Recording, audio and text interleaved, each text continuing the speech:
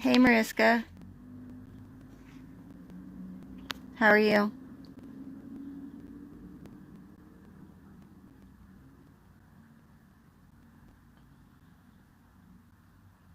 I'm just trying out Streamlabs. I don't know if you use that or not, but not really sure what I'm doing quite yet.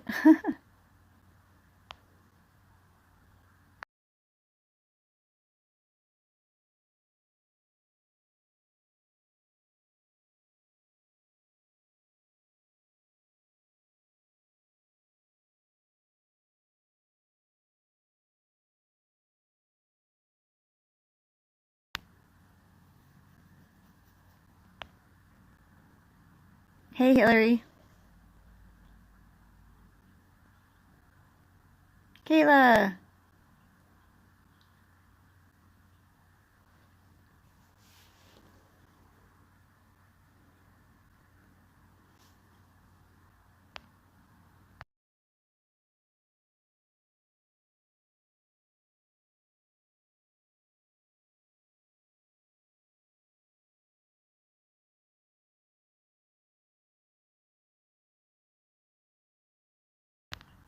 Yeah, I'm not sure what's going on or what I'm doing, but it's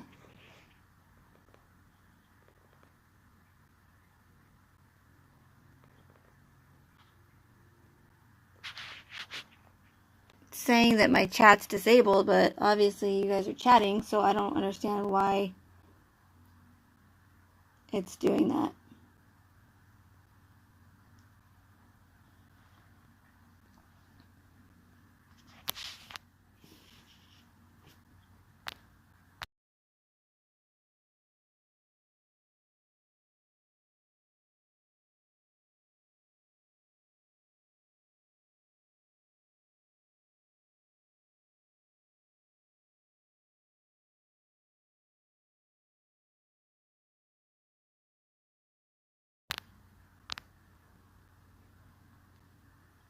Um, hey Steve. Yeah, so I did one the other night on Streamlabs, a live stream, and oh, there we go. I just refreshed it. Now it's working. Okay, good. Um, and it was really nice because hi Vincina. Um, because the chat was like moving really fast, and so I could keep it wasn't delayed or lagging, so I could actually like interact with you guys without having a whole bunch of silent pauses, I guess. So, but I don't know if it's going to do that today or not for me.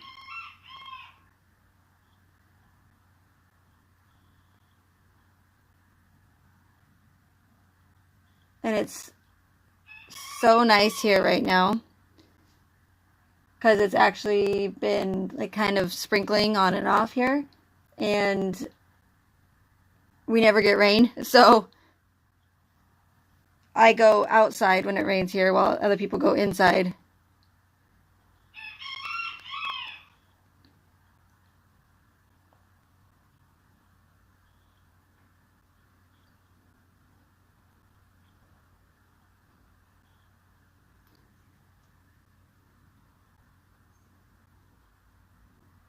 Okay, so oh, sorry about the rooster.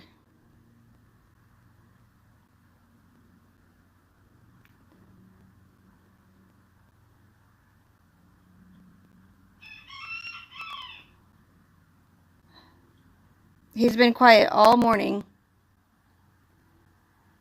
and then I go live and he does this.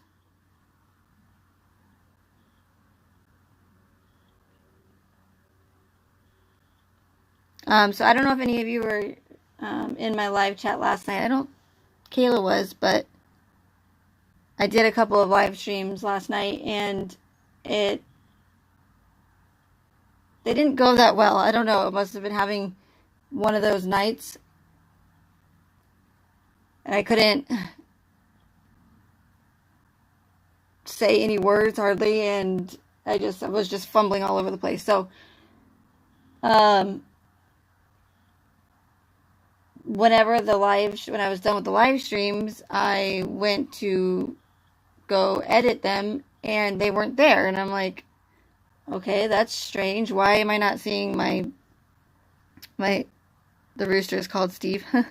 My the two live streams that I did last night weren't there. And so not sure what happened, but they just finally showed up 10-15 minutes ago. So that's a first time that's ever happened to me. Hey, Chica.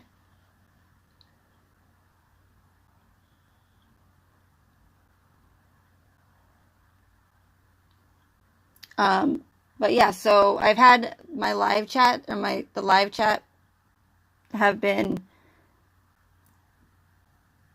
usually take a while to come up. They're not like right away, even if it's an hour long or if it's 3 hours long. I'm not sure why that takes so long to come up, but um, so last night was a first for my videos, my live streams not going up right away. So I don't know if anybody else has had that issue. Let me know if you have, because I'd be curious to know why it took so long for them to be posted. When usually it's right away, so. Okay, Chica, no problem.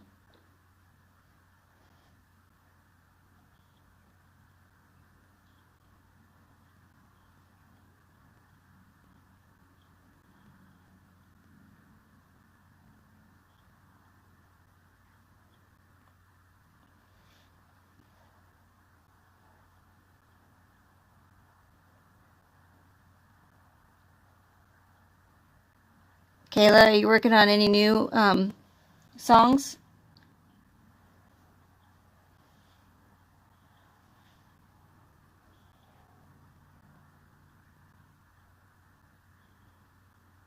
And does it sound okay?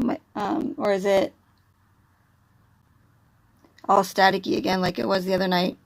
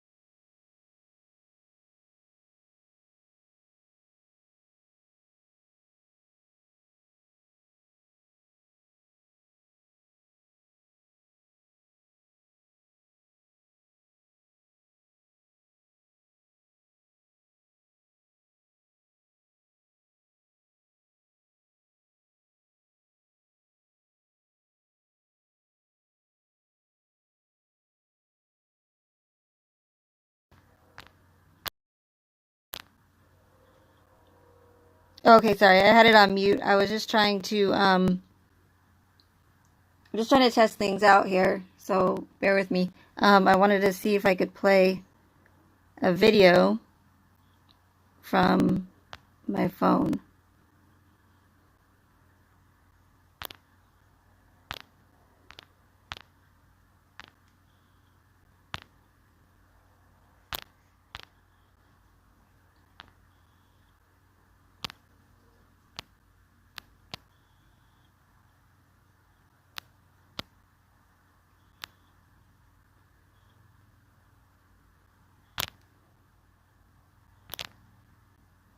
And it's not working. Okay. I figured it out the other night.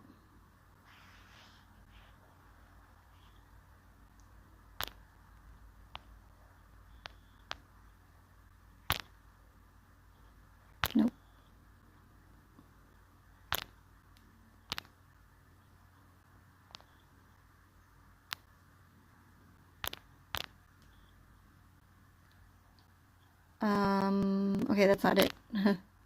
Ah.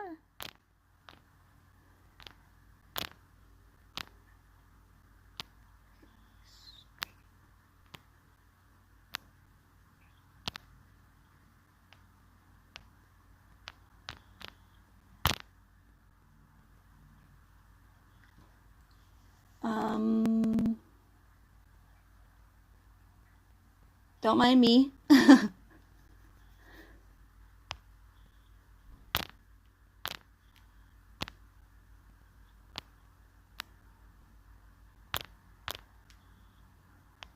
Okay.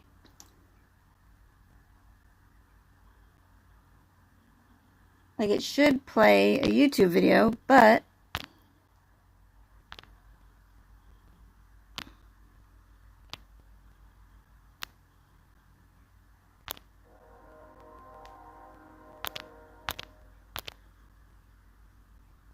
it's not.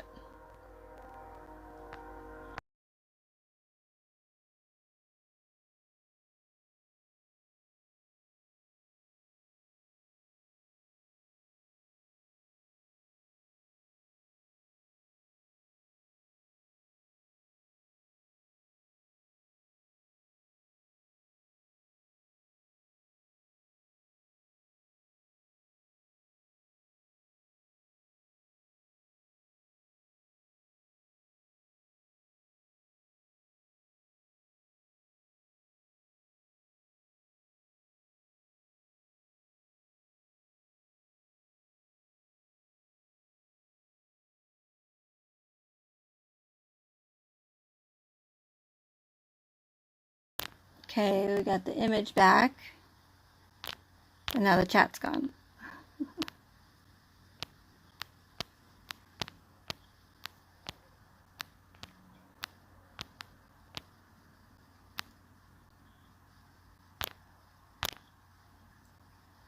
Okay.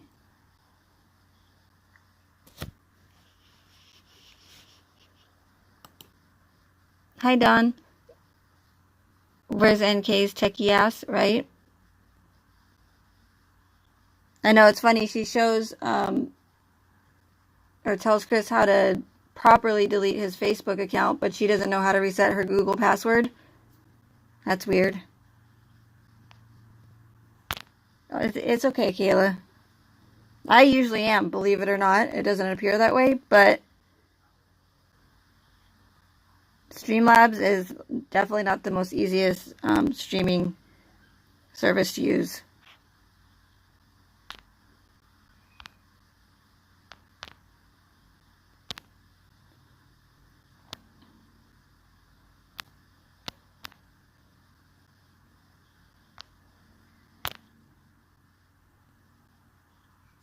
Oh, I think, okay, wait. I think I remembered how to do it now.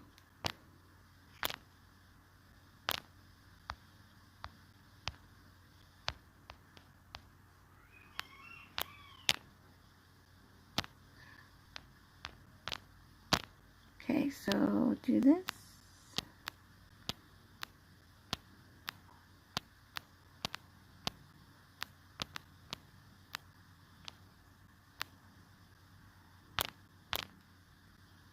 And nope.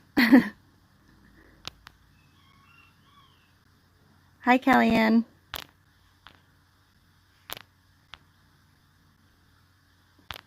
Everyone's just helping me figure out Streamlabs here.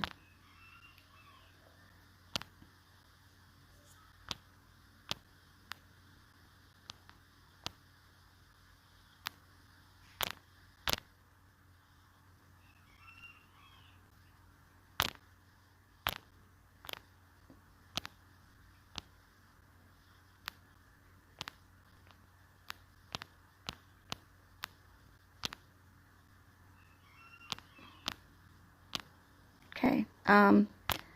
Well, hi, Angel Eyes.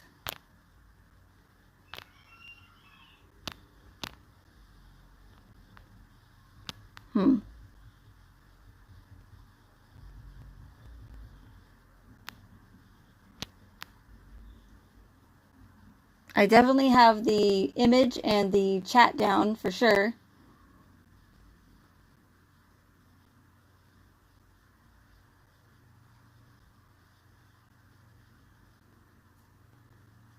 But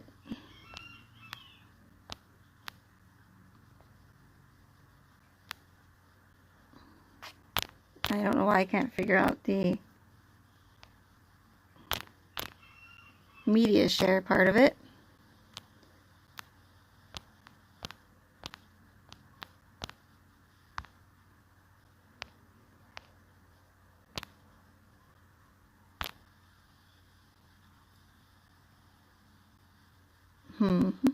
Okay.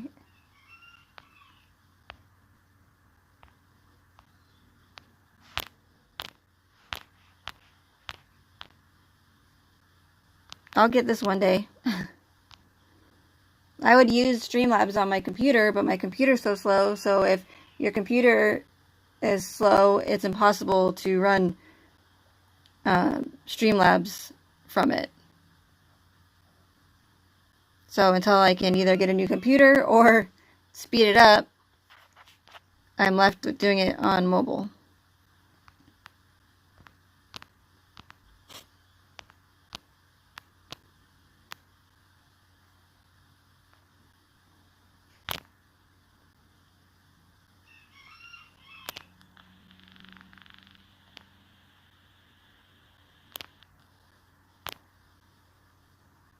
Because that would be nice if I could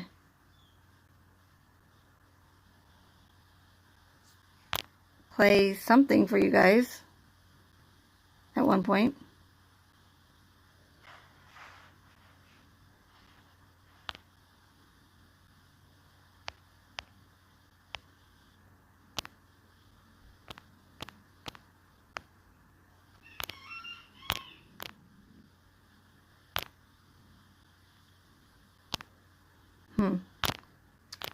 Well,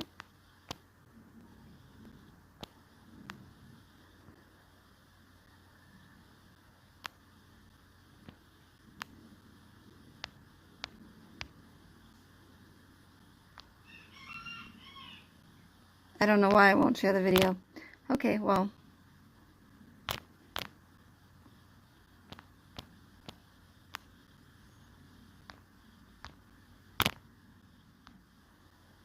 I do like how you can see the chat on the screen. That's pretty cool.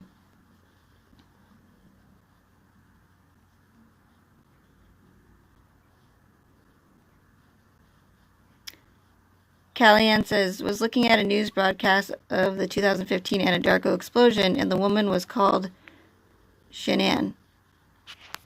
Which woman, Callie-Ann? Yeah, Don, I set him to private because I wasn't really having a great night as far as live streaming went.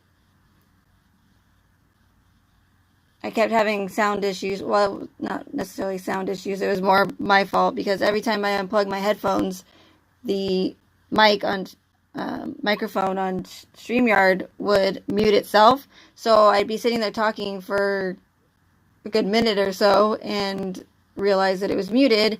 And then we had a couple trolls come in at the end of the night, and it wasn't going well at all.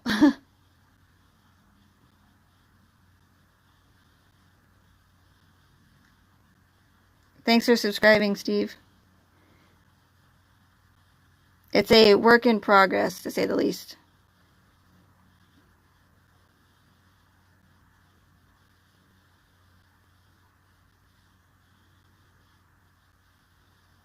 But Don, the live streams I did last night, I talked a little bit about that new video that just came out that was all hyped up. And then in the second I ended that one and started a new one. And then I went and showed the video of Officer Coonrod's body cam footage in Nate's house and went over Nate's security camera, how that works and everything, and the motion sensor part of it and everything. So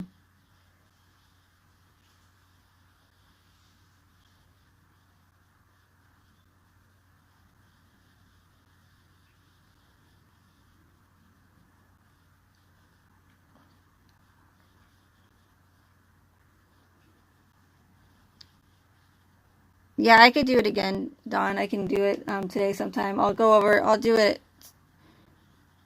I was just, I think, out of it last night. I don't know what was going on, but just was one of those nights. I would like to go over Nate's security footage again because it's important.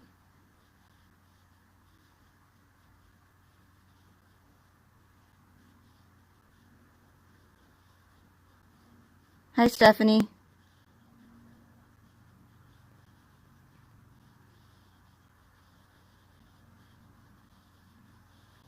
Callie, maybe you can send me a link. Either post it in a comment or you could email me.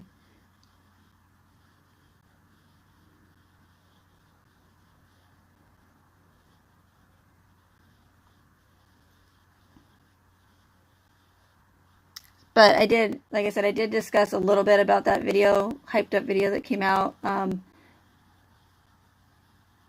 What appears to be accusing Shanann of killing the girls. I think I struggled with it last night because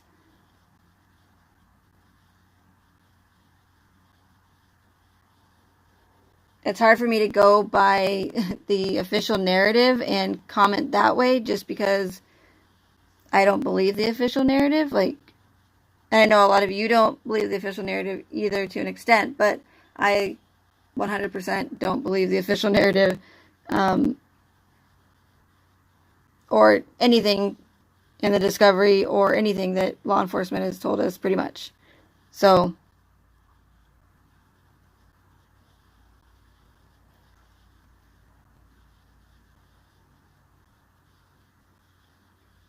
I tried to kind of do it from that particular standpoint and base it off of the official narrative, but so I think that's why it didn't start off well last night with the live streams.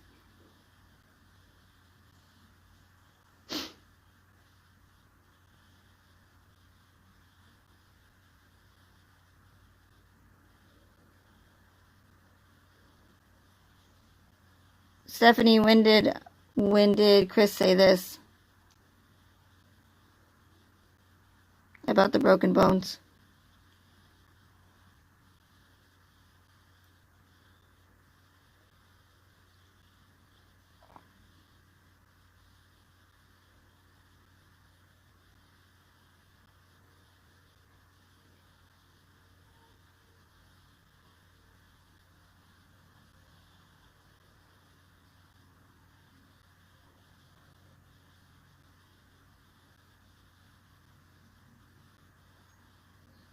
And Hum Animal says, I don't think the whole thing is a psyop, but I like, oh, and I just said the word. Dang it. I like dissecting things, and I think there are several fishy things surrounding it. Yeah, I think that, I mean, that's one thing that we can definitely all agree on is, well, not everybody, but a lot of people can agree on that things do not add up in this case. There's a number of inconsistencies. So yeah, so that's definitely one thing that we can agree on for sure. Hey, weirdo. Hey, Kalia. Gosh. I'm gonna have to go to like some speech classes or something. I cannot talk lately.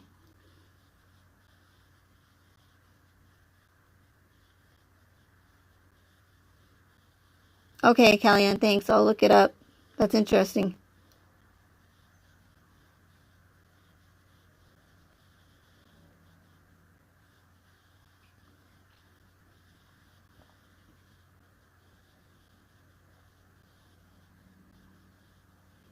But yeah, so that hyped up video that came out, in my live stream last night, I talked about how everything with this case I have to take with a grain of salt. Any information or new breaking evidence that comes out.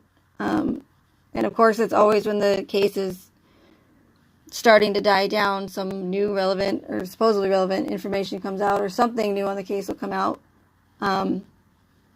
It's inevitable. But I felt like it was really hyped up. I feel like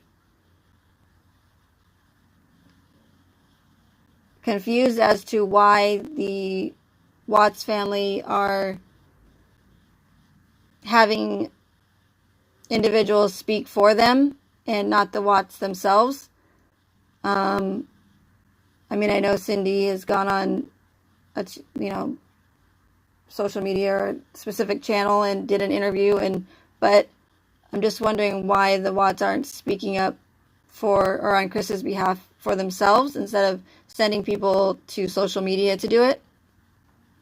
So that I'm not sure about,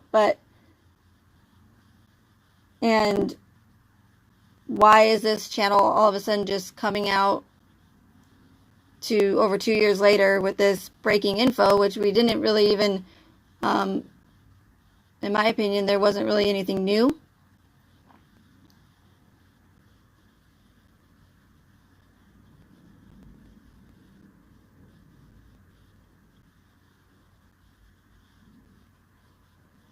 And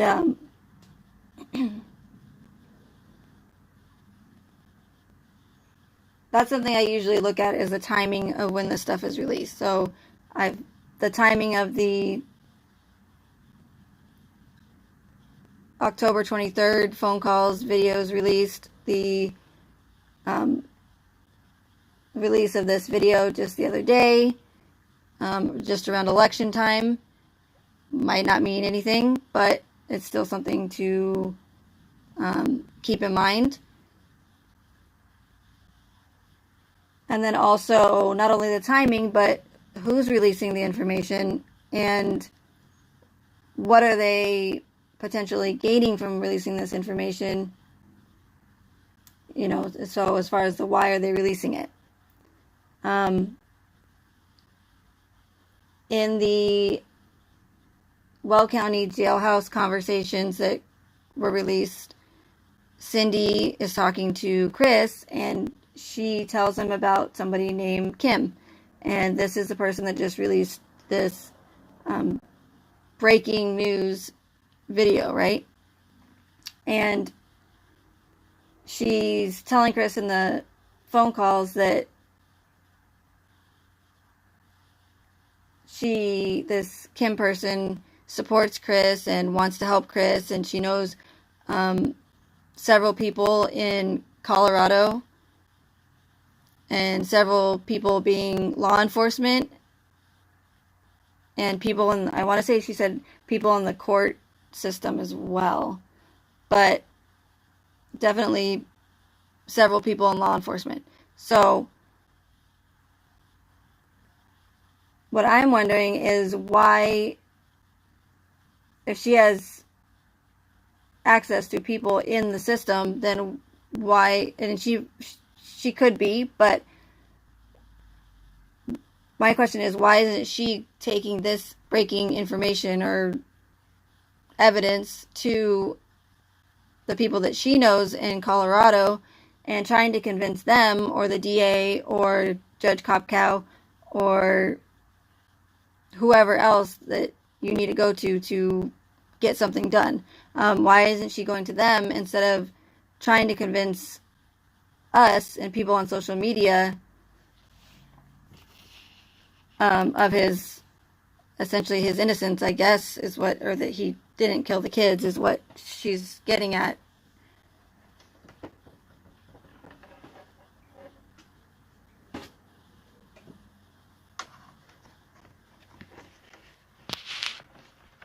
Because we're not the ones that need convincing. We all know that something's not right and there's something going on with this case. So again, what is their motive, or what are they trying to gain from releasing this information and hyping it up as if it were some sort of premiere for a TV show?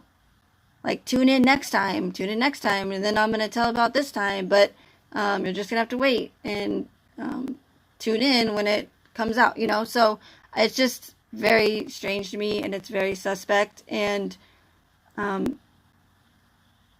don't want people to think that I believe everything is a conspiracy and everybody's lying. But with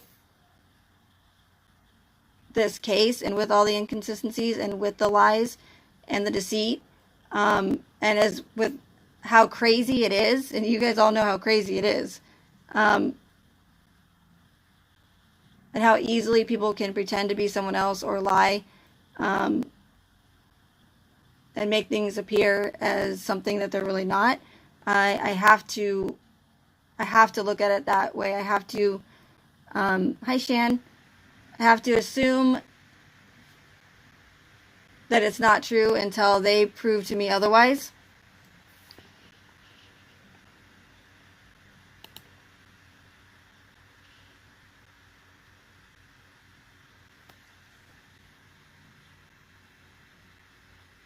Hi Pashi Poo, welcome. Yeah, John Hickenlooper, that's an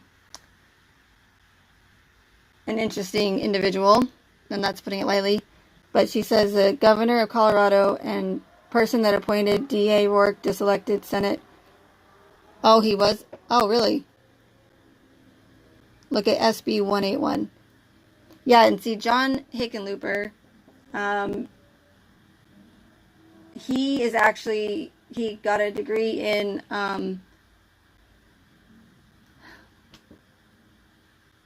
geology, so he's a geologist, and he is actually for fracking, so he's pro fracking. And he's admitted it. So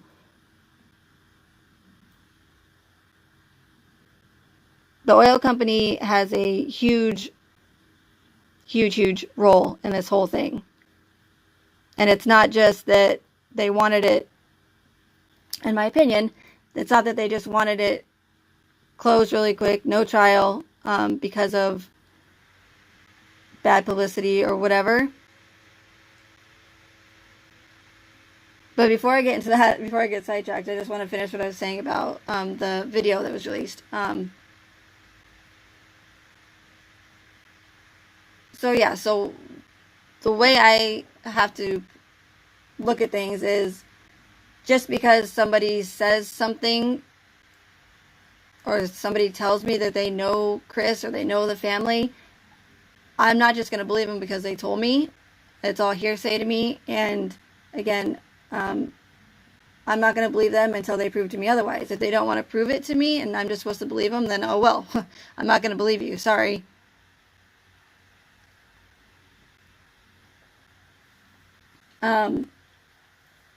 And that's like one of the main things you guys will hear me say in a lot of my live streams is that not everything that we are shown or told is true, and things can easily be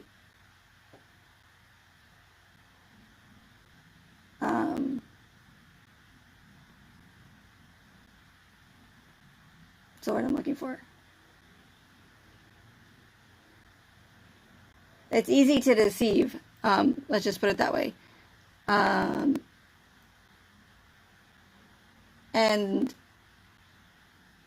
mainstream media and whoever else is putting out information, they know that a lot of people are just going to believe it.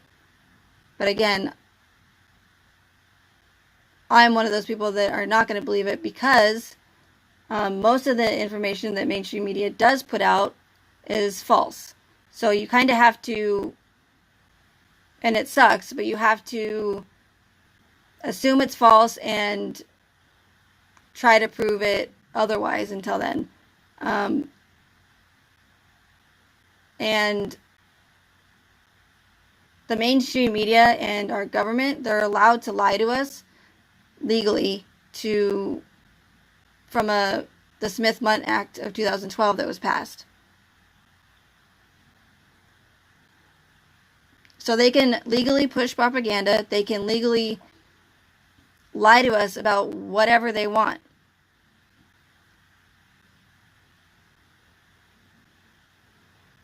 So they could lie and say that a nuke, that China just launched a nuke or something right at us and broadcast it all over the place, but it could be false and they could not be legally held liable. Maybe not be, that might not be the best example, but it's the first thing that came to my head.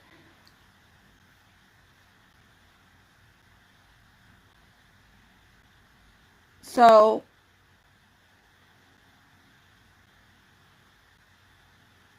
here's a good example.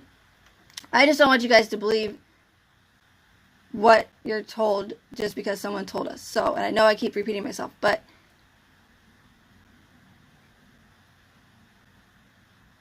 it's so easy for people to get away with stuff like that. For example, I was driving a couple weeks ago and from the store, and I look over, and in this Mexican restaurant parking lot is a Toyota 4Runner that it looked identical to Kessinger's.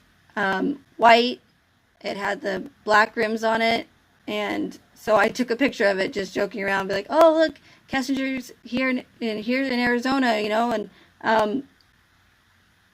it's funny because it had like this camping equipment on it, and so I said, "See." She even I said to my boyfriend, I said, "See, she likes camping. It's got to be her, right?" So jokingly, I said to him,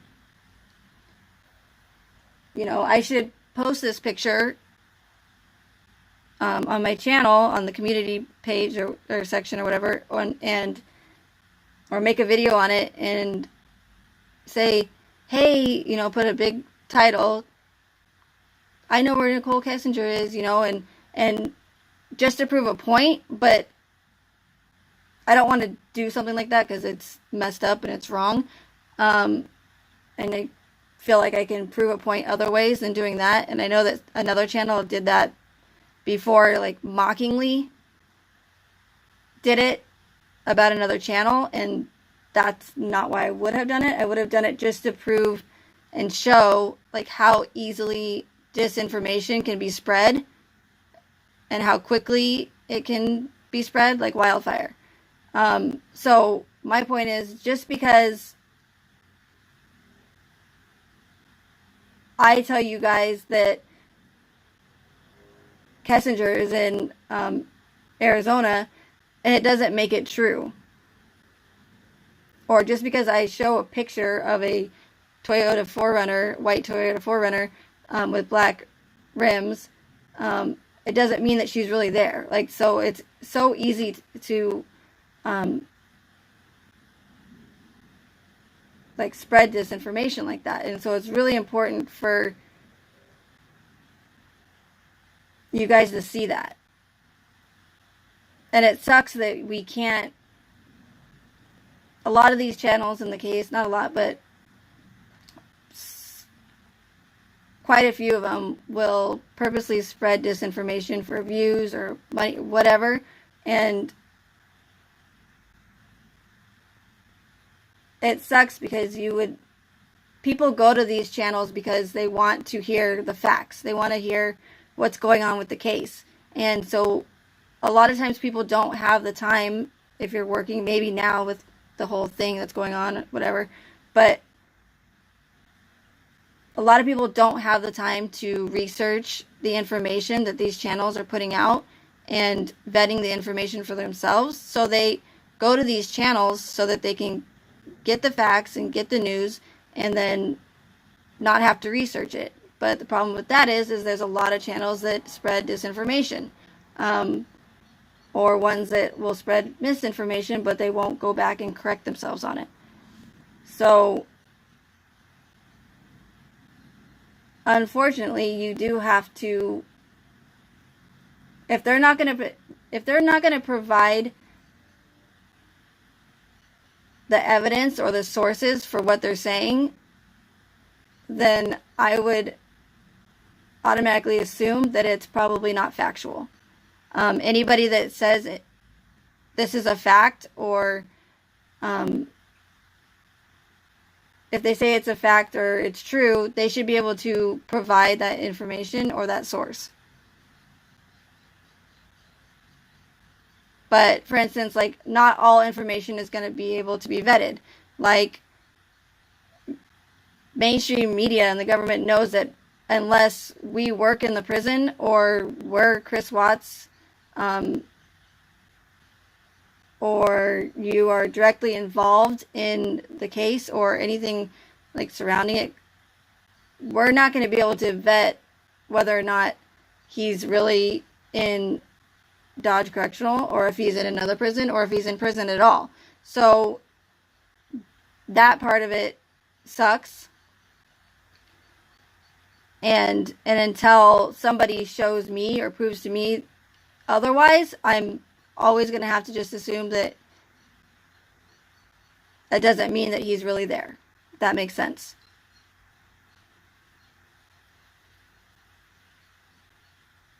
And that's fine. If other people want to believe what the mainstream media is telling them, then that's on them. You know, that's fine. I don't judge them for that. But me personally, don't judge me because I don't believe what the MSM tells me. Just because they said he's somewhere, or because this thing happened or this event happened. It's not enough for me personally. Just like it's not enough for me personally that there's no evidence in this case to prove that what they're saying is true. And I'm just trying to watch my words. Hey, T.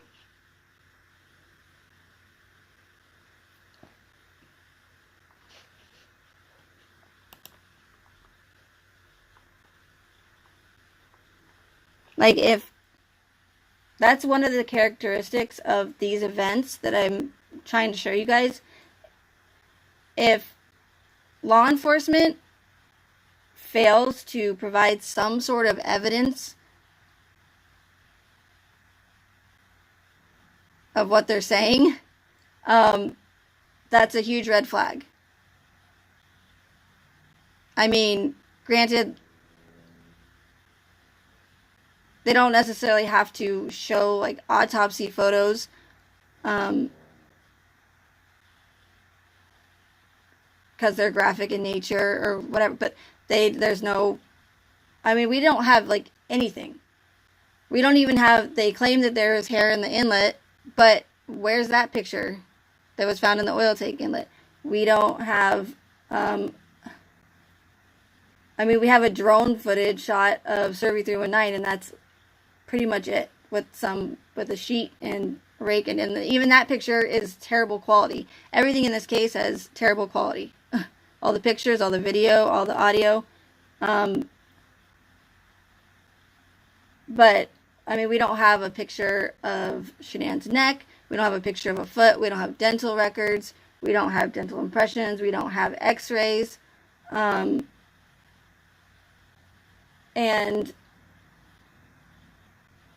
in all homicide cases, the coroner or the pathologist has to perform a full and complete autopsy. So why haven't we received those? I mean, if they're not going to release the photos, why wouldn't they provide the full and complete autopsy report? Like, why do they think that we can't handle the details of the autopsy?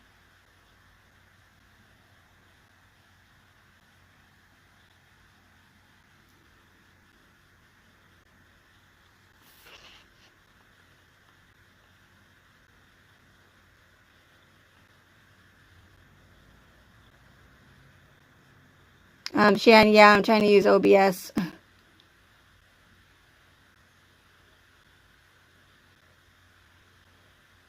Hi, Martine.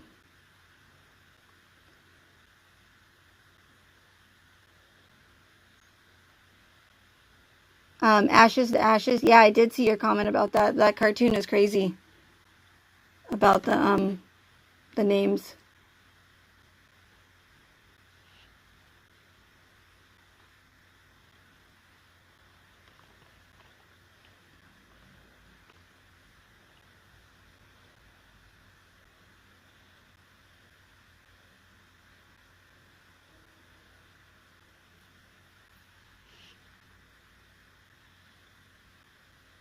Yeah, and Kayla says Netflix got awesome footage and we got pixelated crap. And that's another thing too, is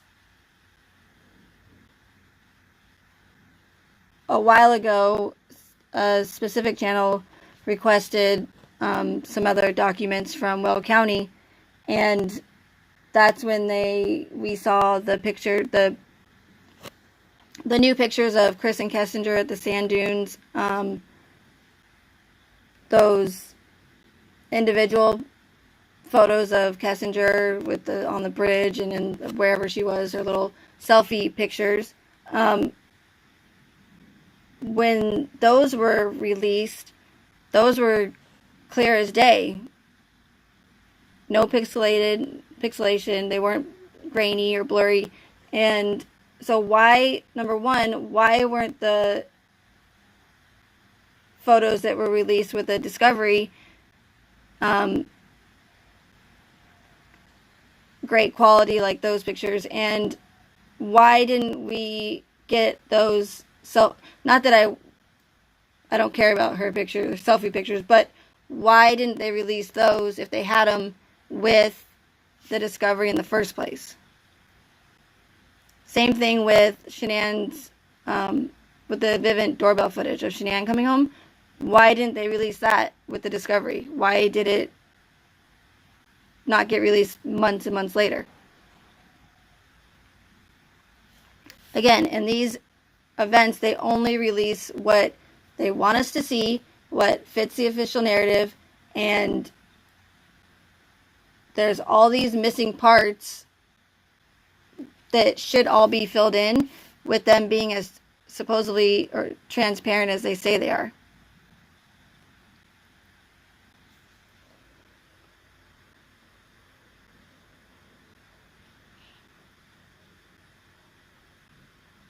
I mean, I just don't understand the reason for making the picture quality, like downgrading the picture quality when obviously they had clear pictures in the first place.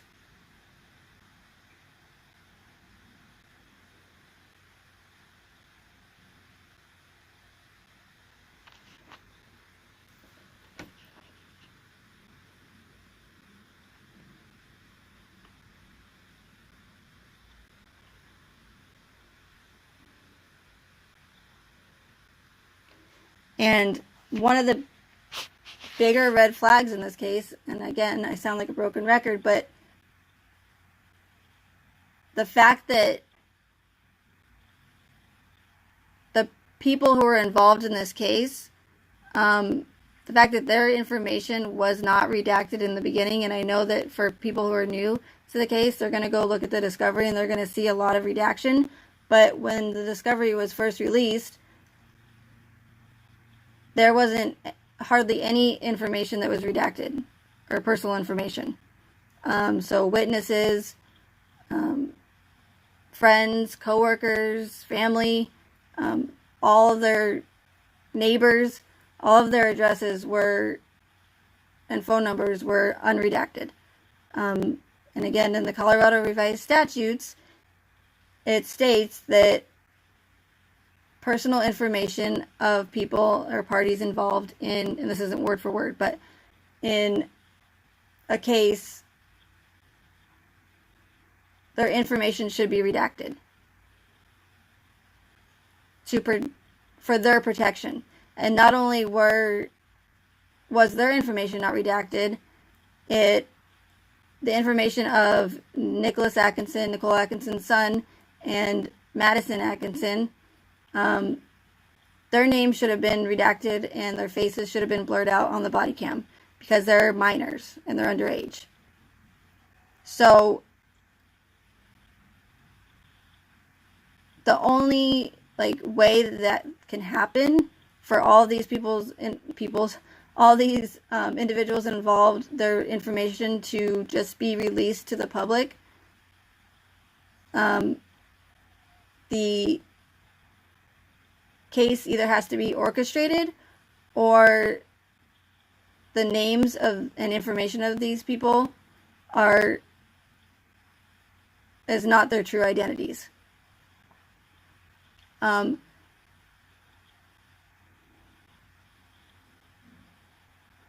And you'll see that with these types of events. That's one of the characteristics that they use, that I always talk about.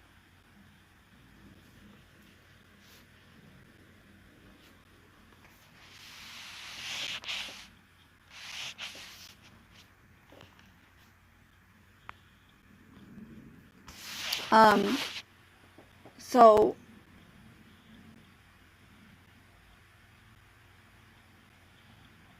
I mean, that almost in itself should be enough to show that something's off about this case. And I can't stress that enough about all of this personal information. I mean, even the women that wrote to Chris in prison, their faces weren't blurred out. They covered, I think, blurred or put a black line on one of the females over her face, but they would leave the names of the women writing him, and then they would blur out the address, but then they would leave the state and zip codes, state, city, and zip. It's not that difficult to go look up someone's name and their zip and then find the information on public records. So, I mean, if I was one of those women that wrote to Chris and the law enforcement released my pictures to the public and my personal information, my city and my zip, like, I would be furious. I can't imagine that those women wanted their information released, especially since they were writing someone who allegedly just confessed to murdering his entire family. So I definitely would not want everybody in the whole world knowing that I wrote a murderer.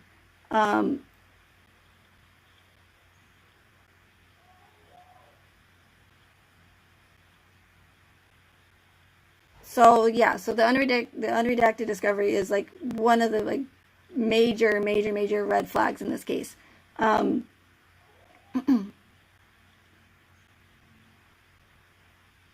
I've brought this up in other lives, but I don't mind sounding like a broken record because these are really important parts, or aspects of it.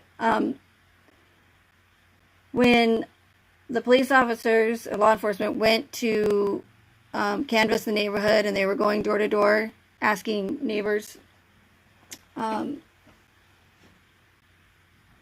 if they had seen Shanann and the girls,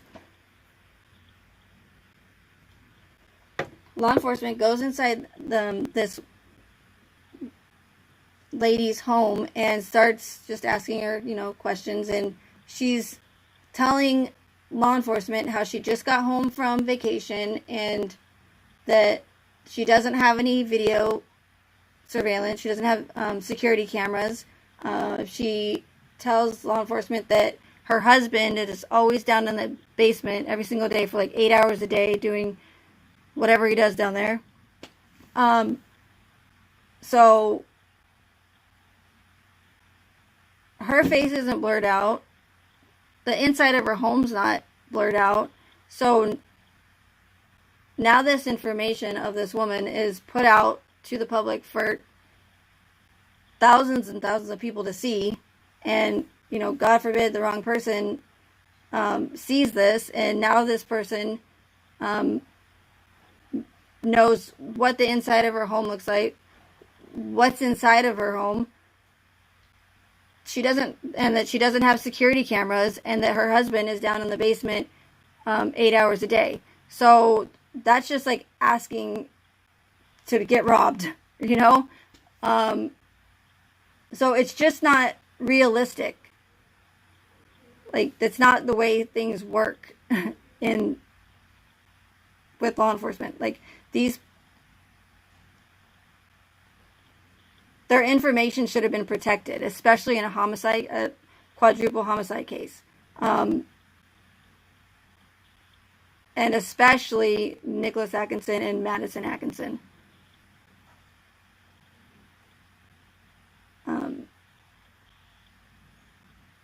So if I was that woman, or I was these other neighbors, and I now knew that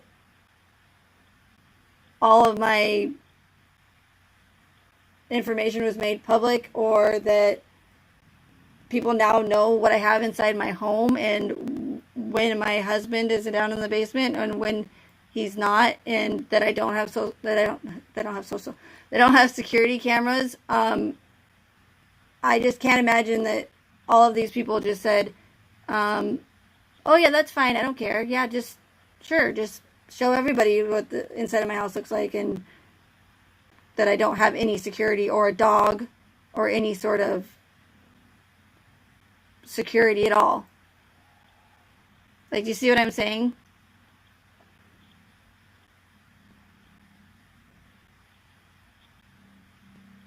Oh, is my audio bad? Okay, nobody. Okay. Um, I don't know if I can fix it.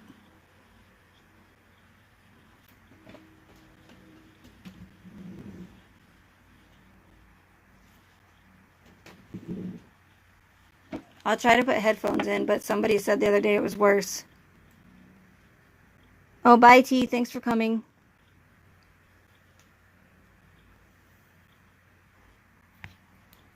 And hi, Kibby. Thanks for letting me know that.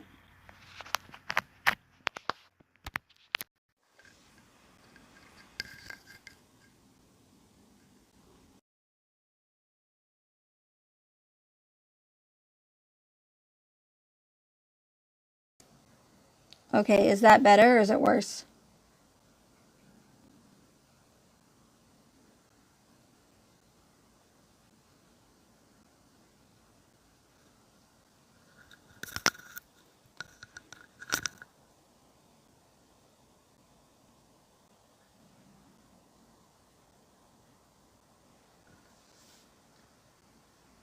Okay, is that better?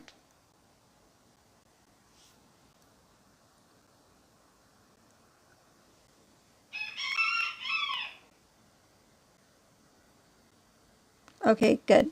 Um, so where was I?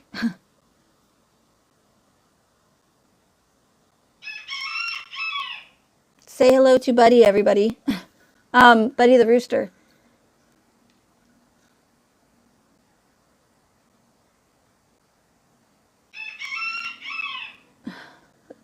Drives me crazy. So that's another red flag again, is the information being put out there for the whole world to see. Phone numbers, addresses, like, again, they didn't even bother to redact Chris's social security number. That might not be a big deal after the fact, but I still just would think that something that should be redacted. Another thing you have to ask yourself is, why is this the only case that's so much? And when I say so much, I mean more than any other case. Like, why was that much information released to the public and not any other case? Like, all of the body cam footage, and even body cam footage that's pointless body cam footage, like the Thayers picking Dieter up from the Watts house, or the body cam footage of them giving Ronnie Watts a ride to a hotel to stay. Like, why? Like, they're so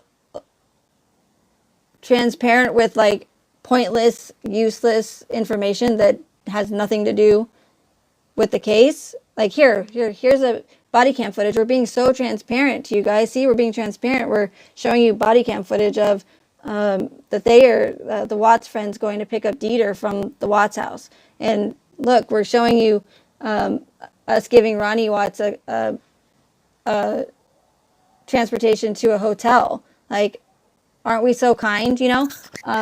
It's just useless, filler, pointless body cam footage when they should be showing us stuff that is relevant, but they're not going to do that because they don't do that in these kind of events.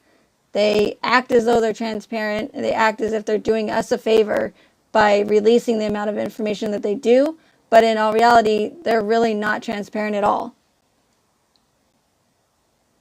Again, it's one of those things where it might appear that way, and 2,000 pages of information might seem like a lot of information, but for a quadruple homicide case, it's not a lot of information at all. And I know that people are going to say, well, they stopped the case and investigating when he pled guilty.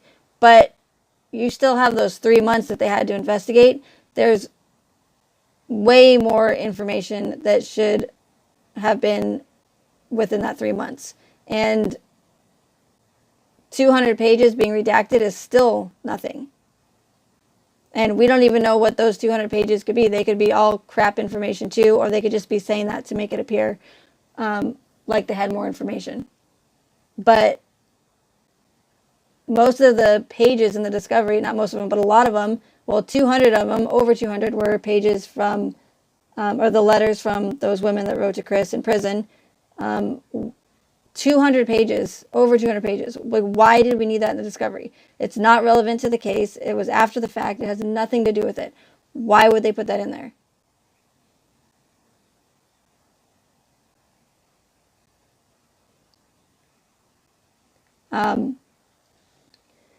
Then they have pages, several pages in the discovery that are either duplicate information, duplicate images, pages that only have a couple sentences on them. Some of them just have like one or two sticky note photocopied. So the fact that they're trying to act like they're being transparent because people made a big hype about it and they had to release it, it's just a cop-out for what they're doing. They're just saying, oh, mainstream media made a big deal about it because of the case was so horrific. So we were forced to release this information. But that's just an excuse that they use as a part of the psychological aspect of it. It's all like tricks of the trade. It's that's what that's what makes it psychological, because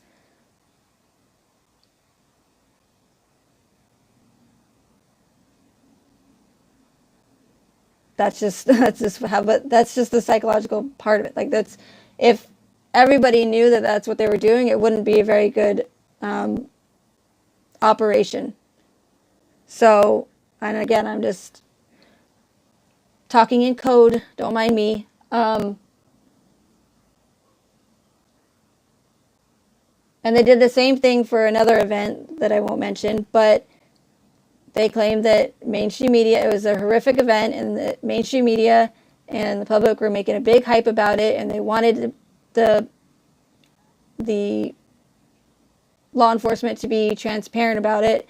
So here's their excuse to now release this plethora of information and act as though they're being transparent, when in reality, again, they're not, because there's so much missing. There's nothing before, there's nothing after, there's only what they want us to see and what pushes the official narrative.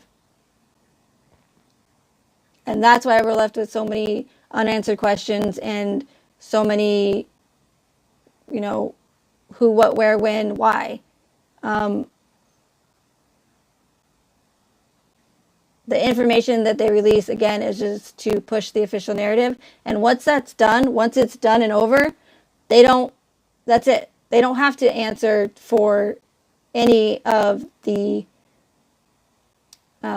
questions that they've left us with, because, again, they can legally lie to us and push propaganda on U.S. citizens, onto the public, and not have to answer for it.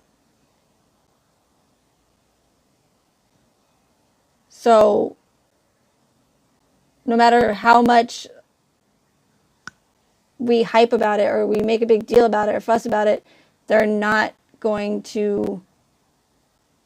simply not going to answer those questions for us. Because they've already pushed their narrative. They've already push the psychological aspect on us and push their story, and that's it.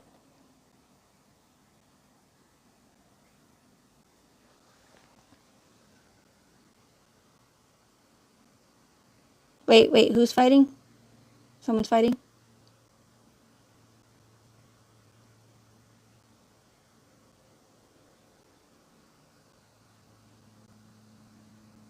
Um,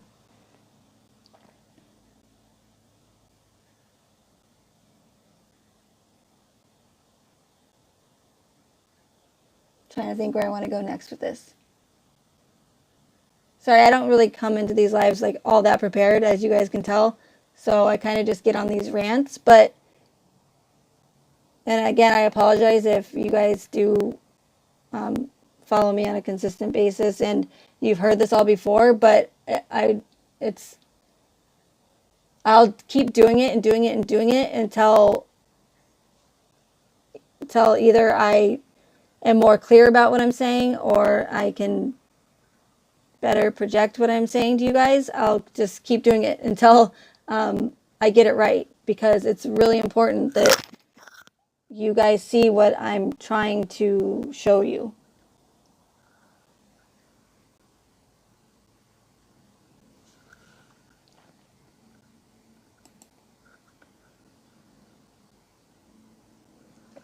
So if we review real quick, the unredacted information, big red flag. The fact that they've shown us, provided no evidence at all, hardly, is a big red flag.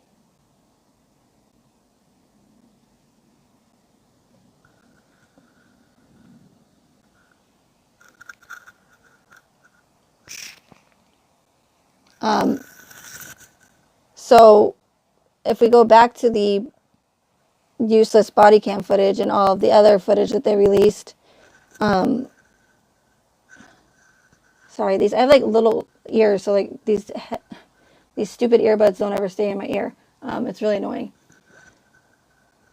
Dang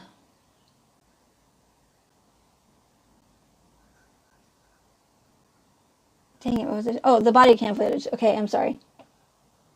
Pointless body cam footage of, like I said, Dieter being picked up and giving Ronnie a ride. And then you have the information that or the body cam footage of Chris being fingerprinted into Weld County and booked into Weld County. When have they ever released video footage of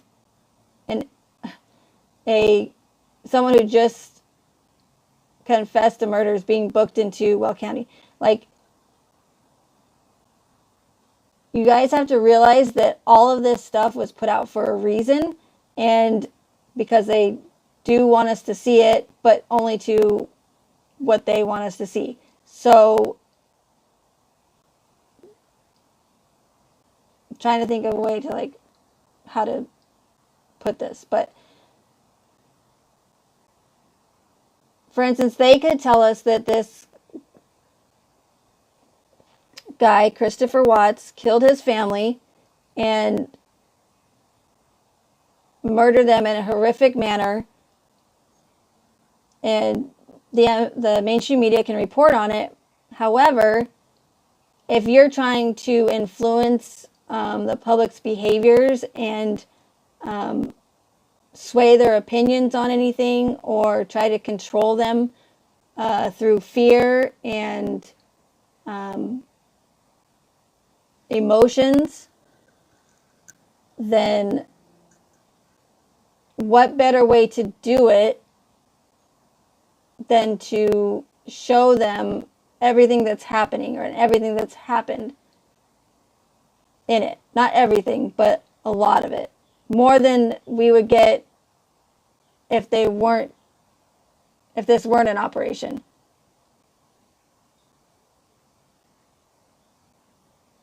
Hopefully that makes a little bit of sense. So, for instance, they could tell us that Chris, the mainstream media and law enforcement could tell us that Chris murdered his family, and then backed his truck into the driveway, carried them out, put them in his truck, left his house, and drove them to Survey 319 where he disposed of them. So they could tell us that, but think about it if it was psychological and they wanted to push this narrative onto us. Psychologically, we're going to believe it more if they show us what's happening. Essentially, they're not actually showing us, because they don't show anything on the Nate's security footage. We see what looks or what appears like a man dragging the body of his wife from his house on the other side of his truck, but we don't actually physically see any evidence or any bodies being put into that truck. So it's like they're showing us what's happening and what the narrative's telling us, but they're not actually showing us anything at all. So a lot of people are going to look at that and they're just going to believe it because they're saying, but I saw Chris, I saw him. Like, so if I was trying to argue with someone and say, you don't really, how do we know? Well, because I saw him, and because the mainstream media told us that. I mean, why would they lie to us? Why would they tell us that this is happening when it's not? But again, most people are not going to realize that, and they're going to think that because they're seeing it on video footage and what they're told, like, I hope this makes sense, because I'm not the best with explaining things to you guys, and I do apologize for that, and I'm really trying to be better at that. But so all of it in my head sounds good, and it sounds great when I'm just talking just normally to someone I know personally, and when I'm not on a live stream. But I also talk a lot faster and, a little bit more lackadaisical. But so I don't know how all the psychological terminology of someone seeing something, and because they're told that that's what they're seeing, and maybe someone can help me out. Maybe there's a specific term for that. But a lot of people are going to listen to what the mainstream media tells them, and they're going to say, here's a video footage of Chris dragging his body of his family's out into his truck. And they're going to believe it because that's what they are told they're seeing. But in reality, we don't actually see anything. It's all circumstantial. Just because it looks like Chris is dragging a body on the other side of his truck doesn't mean it's true. It doesn't prove anything.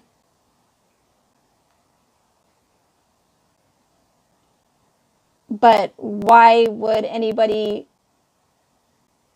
think otherwise? You see what I'm saying? So not a lot of people are going to question that right off the bat. They're not going to have a reason to distrust the mainstream media or what law enforcement is telling us. They're just going to believe it because that's what they were told, and that's what it does appear to look like. But again, we don't actually see any physical evidence of any bodies being put into that vehicle. So when I saw that video footage for the first time at the very beginning of all of this, I immediately got this feeling that it was staged. Just the whole convenience of it, how Chris backed his truck in, and it just happened to be just right in that same frame where Nate's camera's pointed.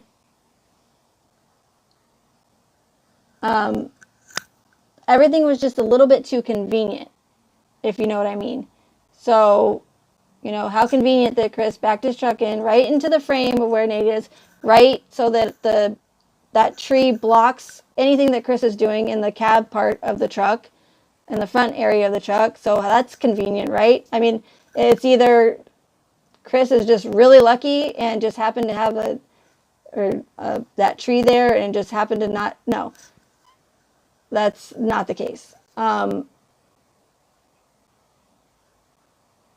I first saw it, I immediately got the vibe that this looked like it was staged and put on for us to see, or whoever they were displaying it for to see.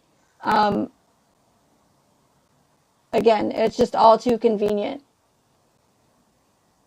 for the situation. And how convenient that you can't see anything happening on the other side. And not only that, but, and I've never murdered anybody, so I don't know how someone's supposed to act, but the way that I perceived it when we see Chris walking in and out, he doesn't seem like somebody that has his adrenaline rushing. He doesn't seem like he's in any sort of hurry, even though Shanann's flight was late and he's probably on a time crunch before his other coworkers get there. He doesn't seem to have the mannerisms of somebody who just murdered his entire family. He looks docile. He looks robotic. He is just kind of seems just like he's taking his time. Just, walk out, walk in, walk back out, drag my wife's body, go back in. Doesn't seem like he's like flustered. Doesn't seem like he's like drained or energy, or just, he doesn't show any of that. He just looks like he's just walking inside of his house and outside of his house. So to me personally, it doesn't look like he just got done like murdering his entire family, is what I'm saying. He is just very lackadaisical and just nonchalant about everything. That's the impression that I got. And again, when I first saw it, I immediately got the impression that it looked staged. Another issue with Chris and loading the bodies thing that I've addressed several times, but it is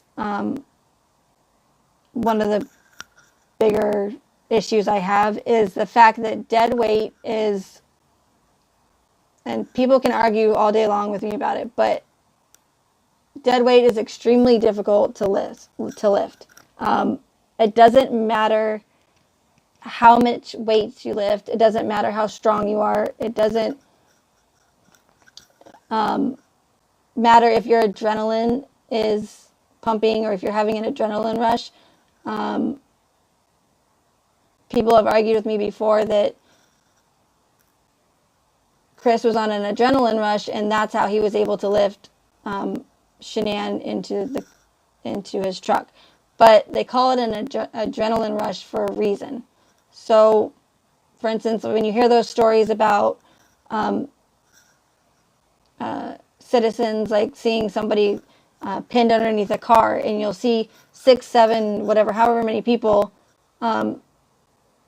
run over to the car and they'll lift the car up, a heavy ass car. Well, number one, there's multiple people doing it. Secondly, when they do it, they only lift it for like a matter of seconds, just enough to pull that person out from underneath the vehicle. So, and then it's over. There's the rush. It's done.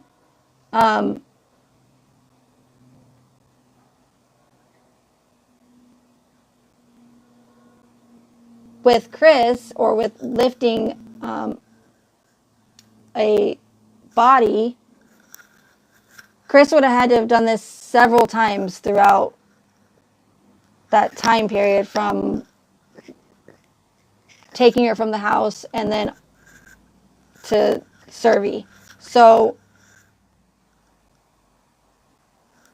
regardless of where in the house, they claimed that all this supposedly happened.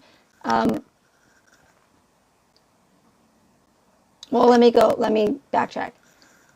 So back to dead weight. Some people think that because it's called dead weight that it weighs more than somebody who is alive, but it's actually not the case. They obviously they weigh the same amount, and but the difference between dead weight and compared to someone who is alive, when you have someone who's unconscious, or let's say you like have a friend that drank way too much and you try to pick them up to carry them into the bedroom or something, I don't know, or if you have someone who's passed out because of a fire and they're lethargic because of the smoke being inhaled, when that's the case and you pick someone up, that person will subconsciously flex their body weight, like, and not knowing that they're doing it, they just automatically do it, even though they are unconscious or not completely. So, like, for instance, if you carried if your husband, if you fell asleep on the couch and your husband picked you up and took you upstairs to bed, you're, even though you're sleeping, your body and you are self-consciously going to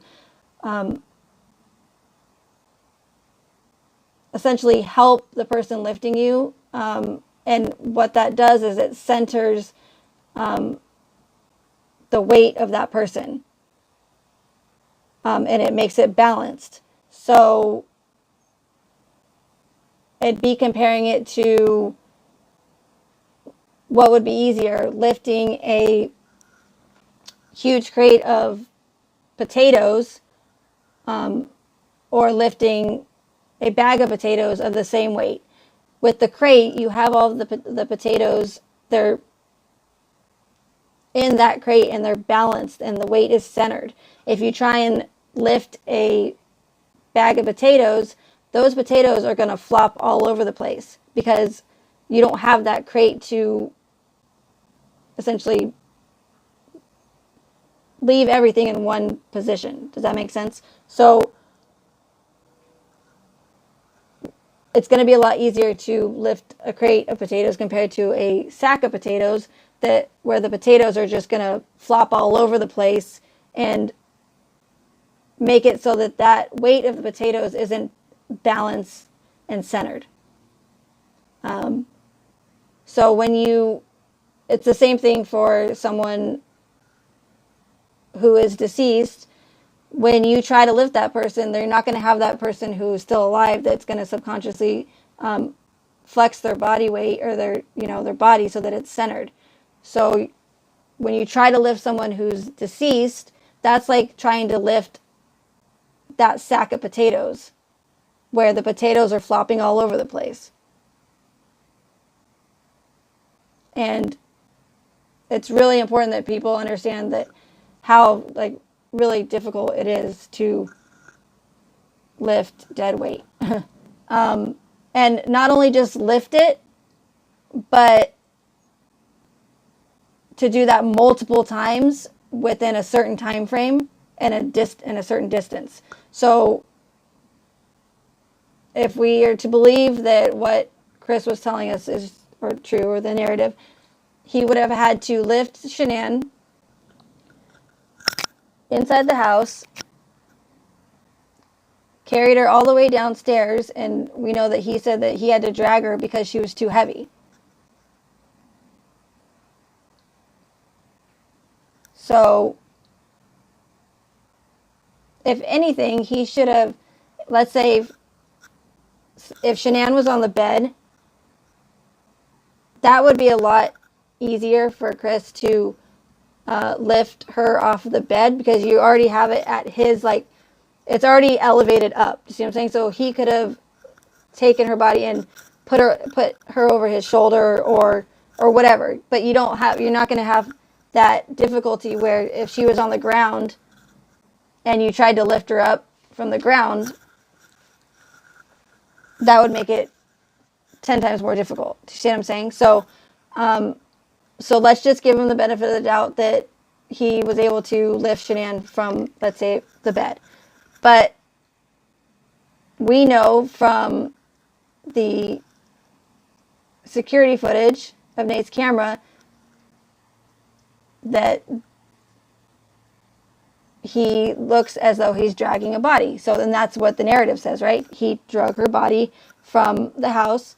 So it would be stupid for Chris to have Shanann already lifted from the bedroom or from inside the house to put her back down, drag her from inside the house, and then use all of his energy and his strength to have to pick her back up and to put her in the truck. That would just be stupid on his part.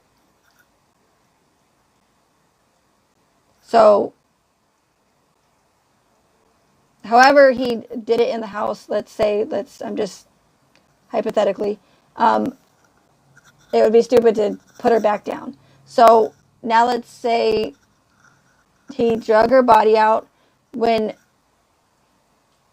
he's now trying to lift all of this dead weight up above his, because that truck's pretty high, and he'd have to lift her into the truck. Number one, we don't see the truck even move down at all from the weight, because he's not going to be able to just put her in there lightly. That would be impossible. And even if he got her partially in there, he's not going to be able to just, I know this sounds terrible, but he's not going to be able to just shove her in there. He would have to go around to the other side of the truck and then pull Shanann through the cab of the truck to the other side. He could push and push on the other side of the truck, but she's not going to just slide in easily. Do you see what I'm saying? So, and we don't see that on the footage at all. Another thing is, Chris claims that Shanann was on the floor of the cab in the back seat. If you go and you look up that model of truck, there's no way that Shanann would have fit on the floor in the back of that truck, especially since she was pregnant. I mean, we're talking like 17 inches or something it's small, put it that way. So let's give him the benefit of the doubt and say that he was able to put her in the truck. So now he takes off, drives to Survey. Now he has to take her out of the truck and, drag her essentially to where he buried her. And then if we go by his last confession that he killed the girls at Survey 319, now he has not one, but a second child that he's going to have to carry up those flight of stairs into that. And then to show up, well, not only that, but to have him do it in that amount of time, in that time frame to do all of this. He's not Superman, okay? And I don't care if people say, well, he was on Thrive and he was lifting weights. It doesn't matter. People need to understand that dead weight it's extremely, extremely difficult to lift.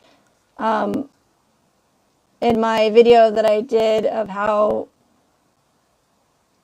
that I went over how it wasn't possible for Chris to get Shanann in the truck, I play a clip of a guy named Will Willis, and he was in the Army or the Marines, and he shows how difficult it is to lift dead weight, and he shows something called an Army roll. But if you get time, check out his video, Will Willis, and Army roll demonstration. I'll put it in the description, but it's really interesting. So to do it in that amount of time, and again, giving him the benefit of the doubt, and let's say he did and was able to do it because he's some sort of superhero, or Hulk. Let's say that he did. How did he do it in this amount of time frame, or that small amount of time frame, and then come back, meet Coonrod and everyone at the house, and not have a speck of dirt on him? The guy looked like he just got 8 hours of sleep the night before. But we're told and led to believe that he just spent that time murdering his entire family. And I'm pretty sure he didn't get very much sleep the night before, considering he was probably all amped up waiting for his wife to come home to allegedly murder her. So it's just not realistic. And I know that it says that he had a change of clothes that he changed into, but I didn't even see like hardly any dirt on the truck. I mean, that dirt is loose dirt. The guy didn't even like have a drop of sweat on his face, and it was in August. So why did he come back like to the house like he was just all, freshly showered and just all bubbly and like, hey, and then runs up to Coonrod and shakes his hand, and like, it's all a show, you guys. It's a show. It was a show that was put on for all of us to see, and we all got front row seats to it. And that's what I'm trying to show you guys. And I know it's difficult because of the horrific details involved in the case. And I know that it's hard for people because but we saw it on the body cam footage, but we saw all of Shanann's videos, and how could that be, again, everything that we're shown is not always what it appears to be. So just because we saw all this body cam footage, I mean, how convenient, right? That they would show us all of it, everything. The mainstream media and the government are capable of making anything believable. So again, just because they tell us that Chris is dragging bodies out, and that's what it appears and what it looks like, it doesn't make it true. Just because we see all of this pan out on body cam footage, it doesn't make it true. And just because we're told that all of this happened, it doesn't make it true. And I know that that might sound like far-fetched, but I promise if you guys continue to follow me, and if I don't lose my channel, then if you stick around, things will start to make a whole lot of sense, and you're going to be like, wow, like that, it does make sense what Megan's saying. So just bear with me, and like I said, I know I'm not the best at getting out what I'm trying to tell you and say, and not the best speaker, but I'm doing my best. Because if I didn't feel like I knew what the heck I was talking about, and if I didn't feel like, if I wasn't confident in my theory and what I'm saying, I wouldn't be going out of my comfort zone and doing these live streams where I obviously struggle with. So I wouldn't be doing them if I didn't truly believe in what I'm saying. And I know that it probably doesn't help. Excuse me.